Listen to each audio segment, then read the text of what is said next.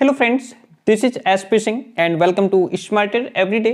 तो प्यारे दोस्तों, यूपी टेट सी टेट को टारगेट करते हुए हमारी जो क्लासेस हैं वो कंटिन्यू चल रही हैं। ठीक है, इसमें हमने बिल्कुल जीरो लेवल से शुरू किया है, आपको जीरो से शिखर तक पहुंचाएंगे। जो बच्चा पहली बार यूपी टेट देगा या सी टेट एग्जाम या कोई भी टीचिंग एग्जाम आपका हो, ठीक है, तो वो अगर बिल्कुल जीरो से शून्य से शिखर तक पहुंचना चाहता है तो अभी हमारे चैनल को सब्सक्राइब कर ले और जितनी भी क्लासेस हमारी कंटिन्यू आ रही हैं उनको एक भी क्लास को आप मिस ना करें। हमने इसमें आपको साइकोलॉजी का जो इतिहास है, अर्थ है, परिभाषा है, किसने साइकोलॉजी को क्या कहा है वो क्लास दी। उसके बाद विकास की अवस्थाएं हमने शुरू की हैं, शैशवावस्था पढ़ा चुके हैं, बाल्यावस्था पढ़ा चुके हैं और आज हम लोग डिस्कस करेंगे किशोरावस्था के बारे में। किशोरावस्था कैसी अवस्था है, किसको इसने क्या नाम दिया है, तूफान संघर्ष की अवस्था किसने कहा है, तार्किक चिंतन की अवस्था किसने कहा है, सामाजिक स्वीकृत की अवस्था, मतलब अलग अलग कई सारे नामों से इसको जाना गया है। बहुत विधिवत तरीके से इसको हम जानेंगे। तो आपसे कहेंगे कि अगर आप चैनल पर नए हो तो सब्सक्राइब जरूर कीजिएगा। जैसा कि मैंने आपको पहले ही बताया कि हम बिल्कुल शुरुआत से चलेंगे, बिल्कुल जीरो से चल रहे हैं। और जैसे बाकी जो last time point two point या वन लाइनर में या क्वेश्चन आंसर करवाए जाते हैं तो वो तो हम लोग करेंगे ही। यहाँ पे हम बिल्कुल जीरो से लेकर के चल रहे हैं ताकि आप अगर नए स्टूडेंट हैं तो आपके लिए बहुत ज़्यादा हेल्पफुल क्लास होने वाली है और हमारी क्लासेस आपके लिए बहुत ही लाभदायक होंगी। एक एक पॉइंट को बहुत अच्छे तरीके से हमने डिस्कस किया है, पिक्चर्स के माध्यम से भी आपको समझाएंगे। तो एक बार अगर आप पढ़ लेंगे तो डेफिनेटली दोबारा आपको पढ़ने की आवश्यकता नहीं पड़ेगी। एंड लास्ट में हम ये समझेंगे इसमें मानसिक विकास किस तरीके से होता है, किशोरावस्था को क्या क्या नाम दिए गए हैं, ये सारे नाम आपके प्रीवियस एग्जाम में पूछे गए हैं कि ये अवस्था किसको कहते हैं, ये क्या नाम, ये जो नाम है वो किस अवस्था को दिया गया है। तो इस तरीके से बहुत हेल्पफुल क्लास होने वाली है। बात करते हैं किशोरावस्था की। किशोरावस्था, ठीक है, ये आपके अवस्था की यानी कि विकास की जो अवस्थाएं हैं उसमें ये आपकी तीसरी अवस्था है। पहली आपकी शैशवावस्था थी, आपने पढ़ ली। दूसरी आपकी बाल्यावस्था थी, आपने क्लियर कर ली। आज हम लोग डिस्कस करेंगे जो आपकी विकास की तीसरी अवस्था है जिसको एडोलेसेंस कहते हैं। ठीक है, इस अवस्था में ये पिक्चर्स क्यों लगी हैं? इस अवस्था में व्यक्ति, बालक स्वप्नों में खोया रहता है, दिन में स्वप्न देखता है, विरोधी प्रकृति होती है, दूसरे मतलब घर में ही एक दूसरे से लड़ने को तैयार है ना। और जो है कि इसमें कॉलेज में खूब ग्रुप भी बनते हैं, गर्ल्स बॉयज अब आपस में रहने लगते हैं एक दूसरे के साथ में, कहने का मतलब है फ्रेंडशिप हो जाती है। ठीक है, जो बाल्यावस्था में गर्ल्स का ग्रुप अलग होता था, बॉयज का ग्रुप अलग होता था, यहाँ पे मोस्टली साथ में बच्चे हो जाते हैं, एक दूसरे की तरफ अट्रैक्ट भी होते हैं। तो इन सब बातों को ध्यान में रखते हुए चलिए आगे बढ़ते हैं। देखिए, मानव विकास की तीसरी अवस्था किशोरावस्था है। ठीक है, एक पॉइंट हो गया। ये बाल्यावस्था के अंत में, जब बाल्यावस्था का अंत होता है 12 वर्ष में, तब ये अवस्था आती है। ओके, और प्रौढ़ावस्था के प्रारंभ में समाप्त होती है। प्रौढ़ावस्था का प्रारंभ आपका 18 वर्ष के बाद यानी कि 19 साल से आपका प्रौढ़ावस्था शुरू हो जाता है। इस अवस्था में शारीरिक, शरीर से संबंधित, मानसिक, सामाजिक, संवेगात्मक परिवर्तन होते हैं। शरीर में भी परिवर्तन देखने को मिलता है, बच्चे की मेंटालिटी में भी परिवर्तन आता है, समाज के साथ उसका उठना बैठना, उसके दोस्त, उसका व्यवहार, वो चीजें सीखता है, अपने वातावरण से चीजें सीख रहा होता है, तो समाज से संबंधित उसमें परिवर्तन आता है, संवेगों से संबंधित उसमें परिवर्तन देखने को मिलते हैं। इसकी जो समय सीमा है, जो अवधि है, वो 12 से 18 वर्ष निर्धारित की गई है कि किशोरावस्था 12 से 18 वर्ष तक रहती है। ठीक है, किशोरावस्था को अंग्रेजी भाषा में एडोलेसेंस यानी कि एडोलेसेंस कहते हैं। ये शब्द जो है वो आपका लैटिन भाषा के एडोलेसियर क्रिया से बना हुआ है, जिसका अर्थ होता है परिपक्वता की ओर बढ़ना, to grow to maturity. Okay, तो इसको क्या कहते हैं? यहाँ पे एडोलेसेंस का मतलब ही है टू ग्रो यानी कि परिपक्वता की ओर बढ़ना। Okay, maturity. आगे बढ़ते हैं। अब देखिए, किशोरावस्था से संबंधित कुछ परिभाषाएं हैं जो अक्सर आपसे, ये जो छोटी छोटी परिभाषाएं होती हैं ये बहुत खतरनाक होती हैं। आपसे पूछ लेगा कि किशोरावस्था जीवन का सबसे कठिन काल है, किसने कहा है, ये परिभाषा किसने दी है, ये परिभाषा किसने दी है। ये अक्सर ऐसे क्वेश्चंस यूपी टेट वगैरह में पूछ लेता है, सीटेट में ये क्वेश्चंस कम पूछे जाते हैं। देखिए, यहाँ पे ब्लेयर जोन्स और सिम्पसन के अनुसार कहा गया है किशोरावस्था प्रत्येक व्यक्ति के जीवन में वह काल है, वो समय है जो बाल्यावस्था के अंत में प्रारंभ होता है और प्रौढ़ावस्था के प्रारंभ में समाप्त हो जाता है। सिंपल सी बात है, ध्यान रखिएगा, ये बात आपके ब्लेयर जोन्स और सिम्पसन कहते हैं। दूसरी बात है आपका जर्सील्ड के अनुसार कहा गया है किशोरावस्था वह समय है जिसमें विकासशील व्यक्ति जो होता है वह बाल्यावस्था से परिपक्वता की ओर संक्रमण करता है, यानी कि यहाँ पे बालक बाल्यावस्था से परिपक्वता की ओर बढ़ रहा होता है। जब वो किशोरावस्था में पहुंचता है तो उसमें परिवर्तन आता है और वो मैच्योरिटी को प्राप्त करता है ना। स्टेनले हॉल का स्टेटमेंट है किशोरावस्था बड़े संघर्ष, तनाव, तूफान और विरोध की अवस्था है। यहाँ बालक अक्सर संघर्ष करते हुए नजर आता है, तनाव में रहता है, जरा सी बात हुई नहीं घर में कि वो तनाव में आ जाता है, गुस्सा करने लगता है, चिढ़ जाता है बहुत जल्दी, तूफान उसके अंदर उठता रहता है, एक दूसरे से हर समय मरने मारने को तैयार है, विरोध की अवस्था, कहीं घूमने जा रहा है आपने मना कर दिया, मान लो घर में क्लेश हो गया। तो ये सारी चीजें यहाँ पे बच्चे के अंदर देखने को मिलती हैं। किलपैट्रिक का स्टेटमेंट है किशोरावस्था जीवन का सबसे कठिन काल है, बहुत कॉम्प्लिकेटेड इसको कहा गया है, सबसे कठिन काल हो गया है, कहा गया है इसको। ठीक है, क्यों कहा गया है अभी सब आगे हम लोग समझेंगे। वैलेंटाइन इसको कहते हैं किशोरावस्था अपराध प्रवृत्ति के विकास का नाजुक समय है। किशोरावस्था अपराध प्रवृत्ति के विकास का एक नाजुक समय है। इसमें बालक के अंदर अपराध भी जो है, अपराध की भावना या अपराध की तरफ भी बालक बढ़ सकता है। स्किनर कहते हैं कि किशोर को निर्णय करने का कोई अनुभव यहाँ पे नहीं होता। जीन पियाजे का स्टेटमेंट है किशोरावस्था आदर्शों की अवस्था है, सिद्धांत निर्माण की अवस्था है, साथ ही जीवन का सामान्य समायोजन भी बालक यहाँ पे कर रहा होता है। स्टेनले हॉल कहते हैं किशोरों में जो शारीरिक, मानसिक और संवेगात्मक परिवर्तन होते हैं ना, वो अकस्मात होते हैं, अचानक से दिखाई देने लगते हैं। तो किशोरों में, किशोरावस्था में जो अचानक से परिवर्तन होते हैं, अकस्मात परिवर्तन होते हैं, तो ये जो बात है वो किसने कही है? स्टेनले हॉल ने कहा है। ठीक है, ये परिभाषाएं आप नोट कर लीजिएगा, लिख लीजिएगा, याद रखिएगा। किशोरावस्था को मानव जीवन के विकास में अत्यंत महत्व है। किशोरावस्था जो है मानव जीवन में के विकास में इसका बहुत इंपॉर्टेंस है, बहुत महत्व है। यही वो नींव है जहाँ पे हमें बच्चे का ध्यान भी रखना है और उसके साथ एक मित्र की तरह व्यवहार करना है, क्योंकि इसी अवस्था में किशोर के शारीरिक, मानसिक, सामाजिक और संवेगात्मक विकास में बहुत ही क्रांतिकारी परिवर्तन देखने को मिलते हैं।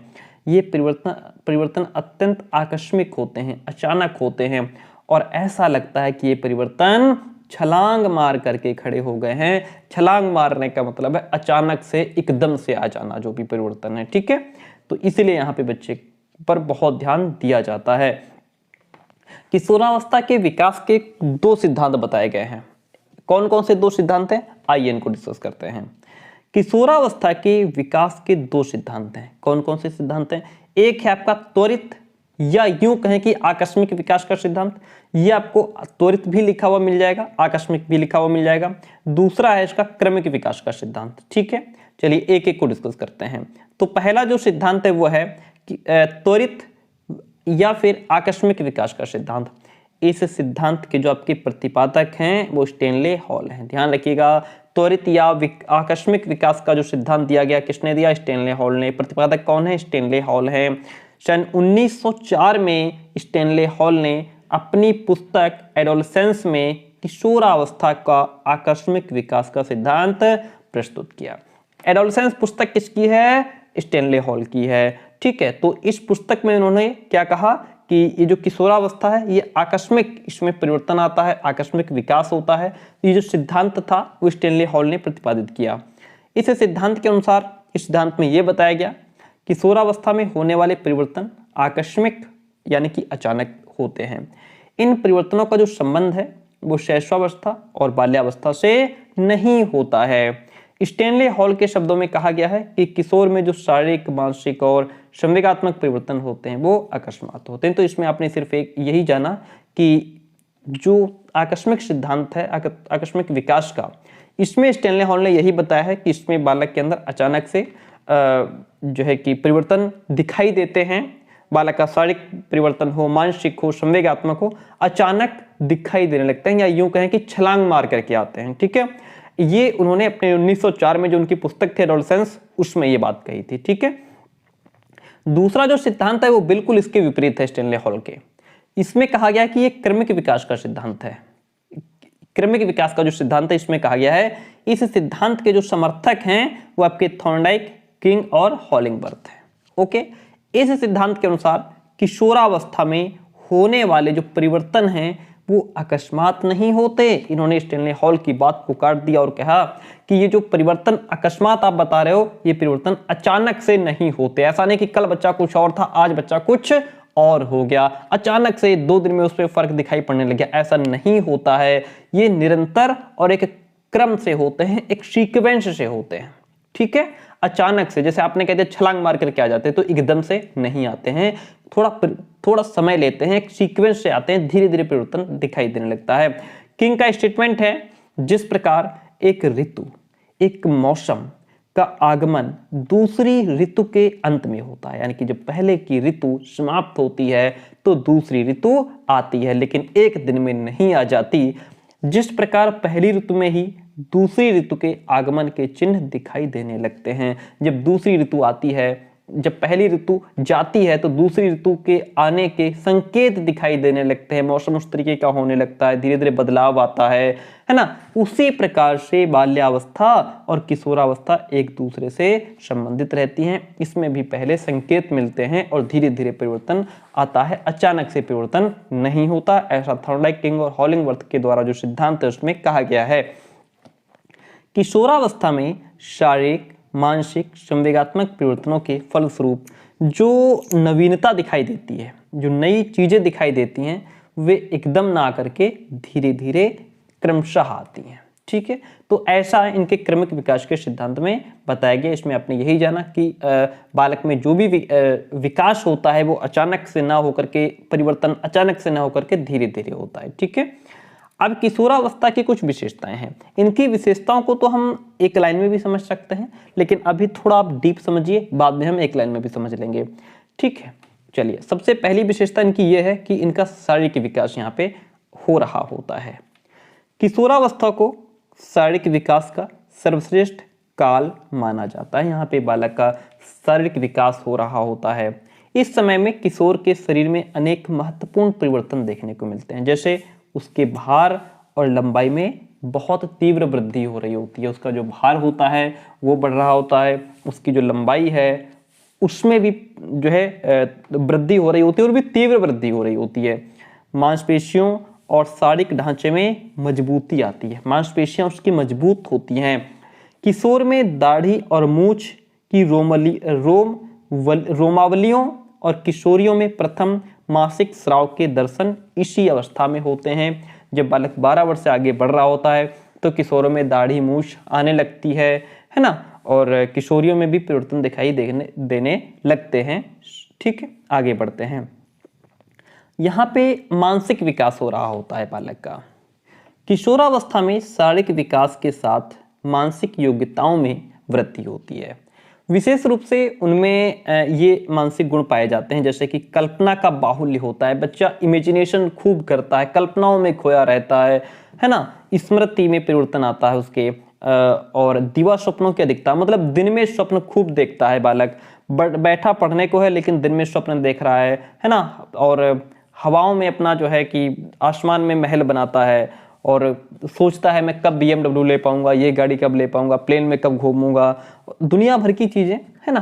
तर्क वितर्क भी करता है, निर्णय शक्ति में वृद्धि होती है। यहाँ पे विरोधी मानसिक दशाएं भी होती हैं। बालक पढ़ने बैठ गया, पहुंच गया अपने मैदान में फुटबॉल खेलने, है ना। घर वाले देख रहे हैं बच्चा पढ़ रहा है लेकिन बच्चा तो मैदान में क्रिकेट खेल रहा है, हालांकि बैठा टेबल पे ही है। दूसरी बात यहाँ पे कही गई कि विरोधी का मतलब ये है कि जब घर में आपसे मान लीजिए कोई छोटा हो और वो 12 से 15, 17, 18 साल का हो, तो उसके अंदर विरोधी भावना बहुत ज्यादा होती है। छोटी सी बात आप कह दो तुरंत गुस्सा कर जाएगा। कहीं अगर वो कह रहा है मैं खेलने जा रहा हूँ, आप उसे कोई काम बता दो तो उसे गुस्सा आ जाएगा। मतलब छोटी छोटी बात पे उसको गुस्सा आ जाता है। ये सारी चीजें बच्चे के अंदर यहाँ पे देखने को मिलती हैं। एक कान से सुनता है, दूसरे से निकाल देता है। आगे बढ़ते हैं। स्थिरता और समायोजन का अभाव होता है, यानी कि यहाँ पे बालक में स्थिरता नहीं रहती, बड़े जल्दी अपने मतलब विचार भी बदल देता है और भी चीजें। समायोजन का, अपने आप को एडजस्ट नहीं कर पाता हर जगह वो, है ना। रॉस ने किशोरावस्था को शैशवावस्था का पुनरावर्तन कहा है कि ये शैशवावस्था का ही पुनरावर्तन है। जैसा शैशवावस्था में था वहां पे स्थिरता नहीं थी, वहां पे समायोजन नहीं था, यहाँ भी वो चीजें नहीं है। अच्छा, किसने कहा? ये बात ध्यान रखना बहुत जरूरी है, रॉस ने ये बात कही है, ठीक है। क्योंकि किशोर बहुत कुछ शिशु के समान होता है। इस समय उसमें इतनी तेजी से परिवर्तन होते हैं कि वो कभी कुछ विचार करता है, कभी कुछ सोचता है, कभी कुछ सोचता है और कभी कुछ, है ना। उसकी बाल्यावस्था की स्थिरता यहाँ पे समाप्त हो जाती है और वो एक बार फिर शिशु के समान अस्थिर हो जाता है। उसके व्यवहार में इतनी उद्विग्नता आ जाती है ना, और वह शिशु के समान अन्य व्यक्तियों और अपने वातावरण से समायोजन नहीं कर पाता, अपने आप को एडजस्ट नहीं कर पाता, और मतलब उसकी अलग ही प्रवृत्ति होती है यहाँ पे इस उम्र में। आगे बढ़ते हैं। यहाँ पे बालक का संवेगात्मक जीवन, इमोशनल लाइफ से वो जुड़ा होता है। किशोर का जीवन बहुत ही भावात्मक होता है, वो बहुत जल्दी भावनाओं में बह जाता है। संवेगात्मक आवेश में वो असंभव और असाधारण कार्य करने को संकल्प कर डालता है, मैं तो ये कर डालूंगा, ठीक है। उसने मेरे से बात नहीं की तो उससे लड़ाई कर लेंगे या मार बैठेंगे या 4 लोगों के बीच में मारेंगे उसको, ये सारी करने लगता है वो। कभी वो अदम्य उत्साह से भरा होता है, कभी उसके अंदर बड़ा जोश दिखाई देता है, कभी ऐसा लगता है कि वो बड़ा मतलब कुछ नहीं है, हाथों बड़ा परेशान, दुखी, निराश दिखाई देता है। ये सब चीज़ें उसके अंदर चल रही होती हैं। कल्पना का बाहुल्य, जैसे मैंने अभी आपको पहले ही बताया, किशोर बहुत ही कल्पनाशील होता है। व्यवहारिक जीवन में किशोर अपनी सभी अभिलाषाओं को पूरा करने में अपने आप को असमर्थ पाता है तो केवल वो 12 से 15-18 साल का ही, लेकिन वो चाहता है मेरी सारी इच्छाएं पूरी हो जाएं, क्योंकि यहाँ पे वो उससे इंतजार नहीं होता, है ना। हम आप सभी उस स्टेज से गुजरे हैं। अब हम आपको कोई चीज ना मिले तो अपने आप को सेटिस्फाई कर लेंगे कि यार आज नहीं तो कल, कल नहीं तो परसों, साल बाद, 2 साल बाद हमारे पास ये चीज होगी। लेकिन यहाँ पे इनसे इंतजार नहीं होता, ये सोचते हैं कि बस आज ही मिल जाए हमको, है ना। और लेकिन फिर होता क्या है? होता है नहीं, इनसे असमर्थ होते हैं ये। फलस्वरूप इन अभिलाषाओं की पूर्ति वो वास्तविक जीवन में नहीं कर पाता। फिर वो बेचारा क्या करता है? कल्पना जगत में करने लगता है, स्वप्न देखने लगता है, मैं ये गाड़ी कब खरीद पाऊंगा, चलो बैठ गया सपने में, खरीद भी लिया, घूमने भी गया, दोस्तों की पार्टी भी हो गई, सब हो गया, लेकिन सिर्फ कल्पनाओं में। वो छोटी छोटी बातों को लेकर के कल्पना में डूब जाता है। कल्पना की प्रबलता के कारण इस आयु में दिवा स्वप्न देखने की बहुत प्रवृत्ति होती है। इस प्रवृत्ति की अधिकता के कारण वो आत्म केंद्रित अंतर्मुखी बन जाता है। आत्म केंद्रित और अंतर्मुखी का मतलब होता है दूसरों से बातचीत करना उसको अच्छा नहीं लगता, पसंद नहीं लगता, अपने आप में ही वो मस्त रहता है, ठीक है। आत्मसम्मान की भावना, किशोरों में आत्मसम्मान की भावना प्रबल होती, वो चाहते हैं हमारा सब सम्मान करें। अब हम बहुत जो है रिस्पेक्टेड व्यक्ति हो गए हैं, हमारा सब सम्मान करें, हम जहां जाएं हमको बैठने कुर्सी मिले, लेकिन पूछता कोई नहीं है ना। वे शीघ्र ही छोटी छोटी बातों से अपने आप को अपमानित और तिरस्कृत समझने लगते हैं। भाई कोई मानता क्यों नहीं? क्योंकि वो सोचते हैं तो छोटा बच्चा है हमसे, है ना, तो भाई उसको कुर्सी उठा के, कुर्सी उसको थोड़ा कोई उठा करके देगा, लेकिन वो समझता है यहाँ पे हमारी बेइज्जती हो गई, हमारा अपमान हो गया, तो अपने आप को अपमानित और तिरस्कृत समझने लगता है। अतः इस समय उनके साथ अमनोवैज्ञानिक व्यवहार न करके प्रेम और सहानुभूति के द्वारा उचित बातों की शिक्षा बालक को दी जानी चाहिए, ठीक है। चलिए, अपराध प्रवृत्ति का विकास होता है बालक में। इस अवस्था में इच्छा पूर्ति में बाधा, जब बालक अपनी इच्छाओं की पूर्ति नहीं कर पाता है तो निराशा और असफलता मिलती है उसको, जिसके कारण अपराध प्रवृत्ति का विकास उसके अंदर होता है ना। जैसे मान लीजिए कुछ बच्चों को अगर उनको पूरा पैसा नहीं मिल पा रहा है, घर से कमजोर हैं, तो वो अपराध की दुनिया में उतर जाते हैं, जैसा कि आप लोग सुन भी रहे होंगे। अपराध की दुनिया में उतर करके फिर वो करोड़ों के मालिक बन जाते हैं, और फिर उनके साथ क्या होता है सब जानते हैं। वैलेंटाइन का स्टेटमेंट है, किशोरावस्था अपराध प्रवृत्ति के विकास का नाजुक समय है। इसमें बालक अपराध प्रवृत्ति की तरफ भी भाग सकता है। अगर आप पूरा ध्यान नहीं रखेंगे, फैमिली परिवार पूरा ध्यान नहीं रखेगा, तो अपराध की तरफ भी जा सकता है। पक्के अपराधियों की एक विशाल संख्या किशोरावस्था में ही अपने व्यावसायिक जीवन को गंभीरतापूर्वक आरंभ करती है। जैसे कि 18 साल हो गया, 22 साल और 23 साल के ही बच्चे आजकल क्या क्या कर रहे हैं, पूरी दुनिया में छाए हैं। आगे बढ़ते हैं। किशोरावस्था में शिक्षा का स्वरूप कैसा होना चाहिए? आइए इसको समझते हैं। किशोरावस्था में किस तरीके की शिक्षा दी जानी चाहिए। हालांकि यहाँ पे शिक्षा तो बहुत, जैसे अगर हम एक लाइन में बात करें तो यहाँ पे उनको निर्देशन दिया जाना चाहिए, किशोर का क्या महत्व होता है उसको मान्यता देनी चाहिए, है ना। यौन शिक्षा की व्यवस्था होनी चाहिए, जीवन दर्शन की शिक्षा, धार्मिक नैतिक की शिक्षा होनी चाहिए। चलिए डिटेल में समझते हैं। किशोरावस्था में किशोरावस्था में जीवन का सबसे कठिन और नाजुक समय होता है। इस समय किशोर में शारीरिक एवं मानसिक दृष्टि से क्रांतिकारी परिवर्तन होते हैं। इसी अवस्था में वो अच्छा या बुरा, देश प्रेमी, देशद्रोही, धार्मिक या अधार्मिक, परिश्रमी या अकर्मण्य, सभ्य, शिष्ट, सामाजिक, असभ्य, अशिष्ट, असामाजिक आदि बन सकता है। अगर उसको सही डायरेक्शन मिल गया, सही दिशा दे दी उसको परिवार ने या उसके मित्रों ने, तो वो एक सभ्य बनेगा, है ना, बहुत सभ्य व्यक्ति बनेगा, परिश्रमी बनेगा, शिष्ट बनेगा, सामाजिक बनेगा, धार्मिक बनेगा। लेकिन अगर वही वो गलत रास्ते पे निकल पड़ा तो वही अशिष्ट हो जाएगा, असभ्य हो जाएगा, अधार्मिक हो जाएगा, है ना, बुरा बन जाएगा, देशद्रोही बन जाएगा। ये सारे गुण उसके अंदर आ जाएंगे, क्योंकि उस किशोरावस्था में वो हर एक चीज को अच्छाई और बुराई के जो है उसमें कह सकते हैं कि पारडे में रख करके उसको नहीं नाप सकता, तौल सकता। तो वो क्या करता है कि जो उसको सही रास्ता लगता है वो उस पर निकल जाता है। अतः किशोरों को उचित मार्ग प्रदर्शन करना अनिवार्य है। शिक्षा की दृष्टि से ये काल अत्यंत महत्वपूर्ण है, इसलिए किशोरों के भावी जीवन के निर्माता में माता पिता, अभिभावकों और शिक्षकों का उनके लिए उपयुक्त और सुनियोजित शिक्षा की व्यवस्था करना परम कर्तव्य है। किशोरों में शारीरिक, मानसिक, संवेगात्मक, सामाजिक आवश्यकताओं के अनुसार शिक्षा का स्वरूप जो है निर्धारित होना चाहिए। आगे बढ़ते हैं। शारीरिक विकास के लिए शिक्षा दी जानी चाहिए। किशोरावस्था में शारीरिक विकास जो होता है वो बहुत तेज गति से हो रहा होता है, इसलिए सबसे पहले इस समय स्वास्थ्य पर ध्यान देना आवश्यक होगा। क्योंकि अगर बालक का स्वास्थ्य अच्छा होगा तो हम, अगर वो स्पोर्ट में अच्छा है तो उस स्पोर्ट में भी ले जा सकते हैं, सिंगिंग डांसिंग में भी ले जा सकते हैं, उसको हम जो जिस फील्ड में जाना चाहता है चला जाएगा, अगर उसका स्वास्थ्य अच्छा है तो। इसलिए सबसे पहले उसके स्वास्थ्य पर ध्यान देना जरूरी है। उसके लिए पौष्टिक भोजन, स्वास्थ्य, शिक्षा, विभिन्न प्रकार के शारीरिक व्यायाम और खेलकूद का प्रबंध करना जरूरी है। मानसिक विकास के लिए शिक्षा दी जानी चाहिए। यहाँ पे बच्चे का मेंटल डेवलपमेंट भी अच्छी तरीके से हो रहा होता है। तो किशोरावस्था में मानसिक विकास की विशेषताओं के अनुसार किशोरों की बुद्धि, उसकी निरीक्षण शक्ति, तर्क शक्ति, चिंतन शक्ति, स्मृति, कल्पना शक्ति का विकास उनकी रुचि, रुझान, योग्यता और क्षमता के अकॉर्डिंग किया जा सकता है। संवेगात्मक विकास के लिए शिक्षा दी जानी चाहिए। किशोरावस्था में संवेगात्मक जीवन में उथल पुथल सी मच जाती है। किशोर के पूर्व विकसित स्थायी भावों और नई नई भावनाओं और संवेगों पर, इमोशंस पर नियंत्रण पाने में बेचारे वो असमर्थ होते हैं। वो अनेक प्रकार के संवेगों से संघर्ष करते हैं। इसके लिए विद्यालयों में विभिन्न पाठ्यसहगामी क्रियाओं का आयोजन किया जाना चाहिए ताकि बच्चे के अंदर ये सब चीज़ें ना पनप सकें।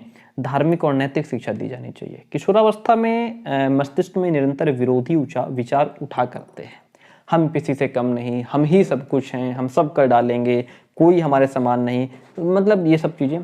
किशोर उचित और अनुचित व्यवहार में अंतर नहीं कर पाता है। जो चीज़ उसको सही लगती है, जैसा वो वैसा कर देता है।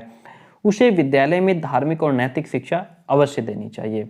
व्यक्तिगत भिन्नता के अनुसार शिक्षा। देखिए, हम आप सभी लोग रुचि, क्षमता, योग्यता हर चीज़ में अलग अलग हैं। तो सबकी जो है योग्यता अलग है, सबका इंटरेस्ट हर चीज़ में अलग अलग है। तो व्यक्तिगत भिन्नता को ध्यान में रखते हुए कौन सा बालक किस सब्जेक्ट में रुचि ले रहा है, किसको कौन सा सब्जेक्ट अच्छा नहीं लगता है, उसके हिसाब से शिक्षा देनी चाहिए। जिस बच्चे को मैथ पसंद नहीं है, आप उसको जबरदस्ती मैथ पढ़ा रहे हो तो क्या कभी वो इंजीनियर बन पाएगा? कभी नहीं बन पाएगा, है ना। तो जिसको जो अच्छा लग रहा है उसको वही पढ़ाइए। किशोरावस्था में किशोरों की शिक्षा के लिए विद्यालयों में उनकी रुचि, रुझान, योग्यता के अनुसार शिक्षा दी जानी चाहिए। यौन शिक्षा जरूरी है। किशोर बालकों और बालिकाओं का अधिकांश समस्याओं का जो संबंध है उनकी काम प्रवृत्ति से होता है। विद्यालय में यौन शिक्षा की व्यवस्था होना बहुत आवश्यक है, बहुत जरूरी है। रॉस के अनुसार कहा गया है, यौन शिक्षा की परम आवश्यकता को कोई भी जो है अस्वीकार नहीं कर सकता कि यौन शिक्षा ना दी जाए। इस बात की आवश्यकता है कि किशोर को एक ऐसे वयस्क के द्वारा गोपनीय शिक्षा दी जाए जिस पर उसे पूर्ण विश्वास हो। ठीक है, तो अब हम बात करते हैं कि किशोरावस्था में मेंटल डेवलपमेंट किस तरीके से होता है और बुद्धि का विकास कैसे होता है, रुचियों का विकास कैसे होता है, इसको थोड़ा समझ लेते हैं, फिर हम जानेंगे किशोरावस्था से संबंधित जो महत्वपूर्ण तथ्य होते हैं उनके बारे में। देखिए, किशोरावस्था में मानसिक विकास कैसे होता है। किशोरावस्था में शारीरिक परिवर्तन की भांति ही मानसिक परिवर्तन भी तेजी से होता है। क्या होता है? मानसिक परिवर्तन भी बहुत तेजी से होता है। जैसा कि वुडवर्थ के शब्दों में कहा गया है, मानसिक विकास 15 से 20 वर्ष की आयु में अपनी उच्चतम सीमा पर पहुंच जाता है। यानी कि बच्चे का जितना भी मेंटल डेवलपमेंट होना होता है वो 15 से 20 साल में हो जाता है। ठीक है, चलिए मानसिक विकास कैसे होता है, सबसे पहले समझेंगे मानसिक योग्यताएं।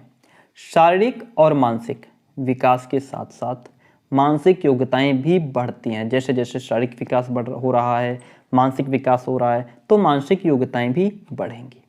उसमें सोचने की क्षमता, विचारने की क्षमता, हर अच्छे बुरे में अंतर करने की क्षमता, समस्या को कैसे हल करना है इसकी भी क्षमता, योग्यता उसके अंदर दिखाई देगी। बुद्धि का विकास किशोरावस्था में, बुद्धि का विकास अपनी सीमा तक पहुंच जाता है। बौद्धिक विकास की पूर्णता के कारण उसमें कुछ बौद्धिक कार्यों को करने की क्षमता, जैसे चिंतन शक्ति है ना, तर्क शक्ति, वो तर्क कर सकता है, ध्यान लगा सकता है, स्मरण शक्ति उसकी बढ़ जाती है, इमेजिनेशन की पावर बढ़ जाती है, भाषा का विकास भी उसमें अच्छा खासा देखने को मिलता है। रुचियों का विकास होता है इस समय, उसमें बहिर्मुखी रुचियों का विकास होता है, जो कि शारीरिक स्वास्थ्य, अध्ययन, चरित्र, मानसिक स्वास्थ्य, अच्छा भोजन, वेशभूषा, जीवन के आदर्शों आदि से संबंधित होता है ना। और उसका मतलब किस में उसका रुचि है, और रुचियां सीखने में सहायक होती हैं। जिस चीज़ में उसकी रुचि होती है वह उसको अच्छे से सीख लेगा।